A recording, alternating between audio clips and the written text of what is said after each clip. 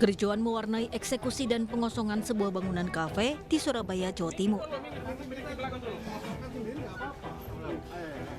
Kericuan berawal saat petugas jurusita Pengadilan Negeri Surabaya mendatangi dan membacakan putusan eksekusi di kafe yang berada di Jalan Manyar Indah, Surabaya.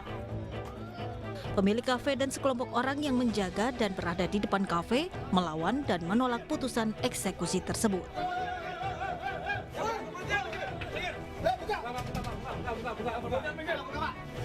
Mereka menghalangi upaya petugas jurusita yang hendak masuk ke dalam kafe.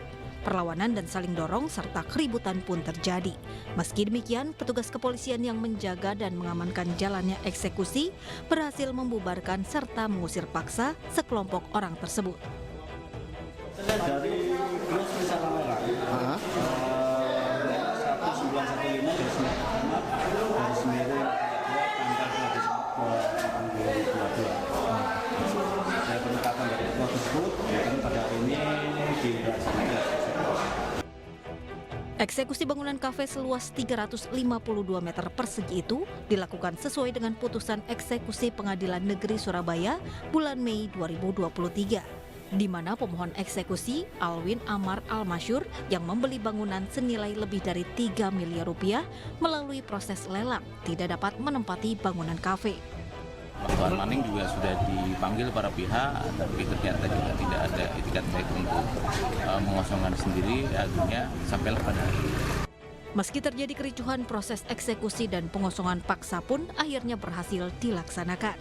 Dari Surabaya, Jawa Timur, Yuda Prawira, iNews melaporkan. Pemirsa, ketegangan mewarnai proses pemilihan calon kepala desa di Blora, Jawa Tengah.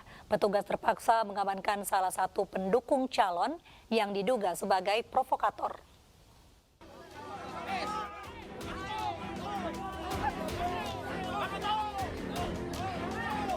Seorang pemuda diamankan petugas saat proses penyampaian visi misi calon kepala desa Genjahan, Kecamatan Jiken, Blora, Jawa Tengah.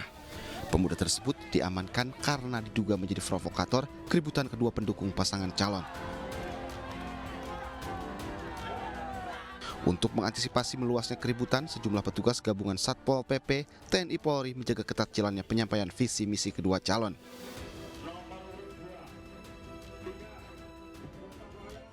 Pemilihan kepala desa Genjahan sendiri tahun ini diikuti oleh 2 calon. Tidak kericuan, cuma saling pas saat pendukung padi datang, saling teriak, saling berteriak gitu. Ada yang diamankan dan tadi ya? Tadi cuma dijaga aja, dikasih jarak antara pendukung padi saat datang menuju ke balik desa, dikasih jarak dengan pendukung jagung yang nomor 2 kita kasih jarak oleh aparat TNI Polri dibantu oleh Linmas. Sementara itu, acara penyampaian visi misi calon kepala desa pun dilanjutkan dan proses pemilihan akan dilakukan pada 8 Juli 2023.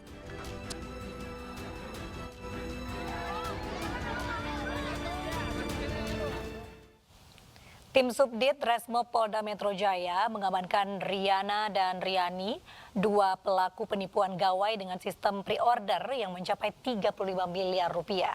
Keduanya diamankan saat bersembunyi di salah satu apartemen di Gading Serpong, Tangerang Selatan, Banten.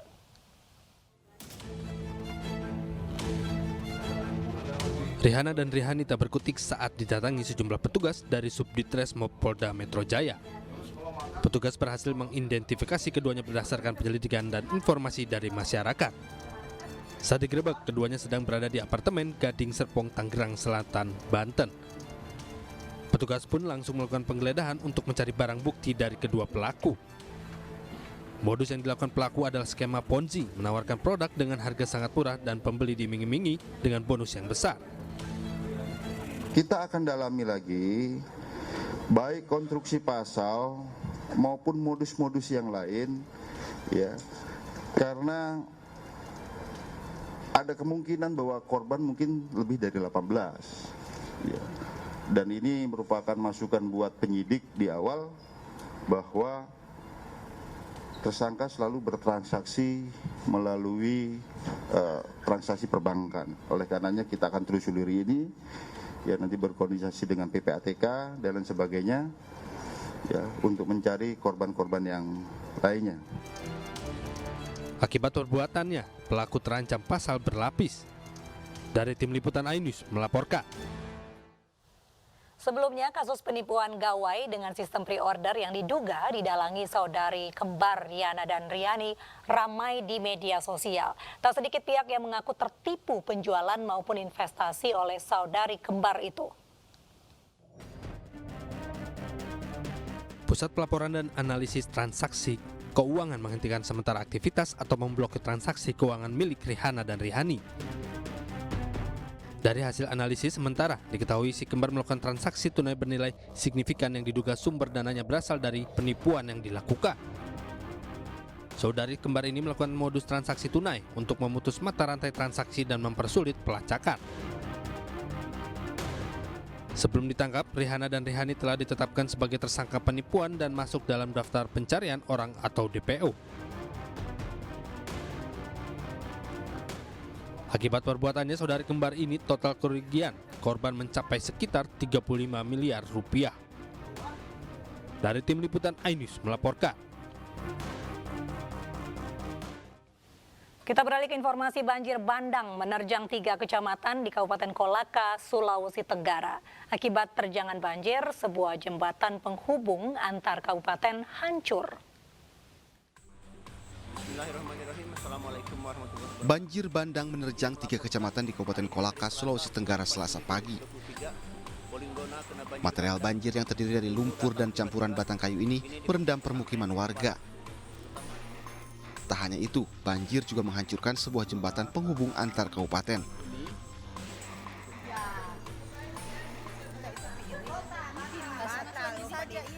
Banjir terjadi sejak jam 5 pagi akibat meluapnya Sungai Peoho yang berada di Kecamatan Watu Bangga karena hujan mengguyur wilayah tersebut sehari semalam.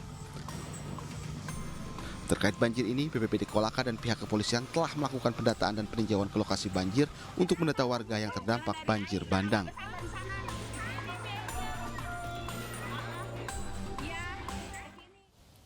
.85 warga desa Candirejo, Yogyakarta positif antraks, 1 orang meninggal dunia, sedangkan 18 lainnya positif antraks tanpa gejala. Sebanyak 85 warga Dusun Jati, Desa Candirejo, Kabupaten Gunung Kidul, Yogyakarta, dinyatakan positif antraks. 1 orang meninggal dunia dengan positif antraks usai menyantap hewan ternak yang sudah mati.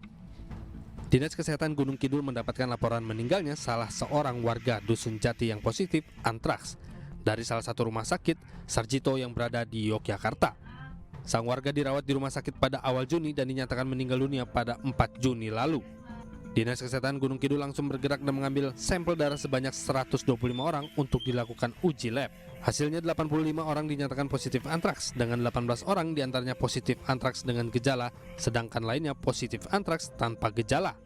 Oleh masyarakat, nah, yang kontak dengan daging itu kami ambil sampelnya, darahnya itu ada 125 orang yang kita ambil.